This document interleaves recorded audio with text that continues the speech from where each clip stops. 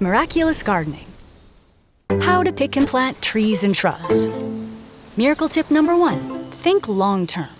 Healthy trees and shrubs will be around for decades, so be sure to pick varieties you'll love looking at for the long haul. Miracle tip number 2, give them space. Those cute little plants are going to get bigger, so think about how the full-grown version will fit in your space. Don't plant too close to buildings, underneath wires, or above utilities. Miracle tip number 3, dig and plant. Dig a hole that's at least 2 times as wide as the root ball and almost as deep. Create a 50-50 blend Miracle-Gro garden soil for trees and shrubs and the soil you just dug up.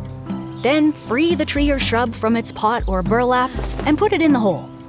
Fill half the hole with the soil mixture, water, then fill in the rest. Pull some of the soil away from the trunk to create a ridge around it to hold water. Then water once more. Miracle tip number 4, add mulch. Cover the soil with 3 inches of mulch, but leave an inch or 2 of clear space around the trunk to help prevent disease.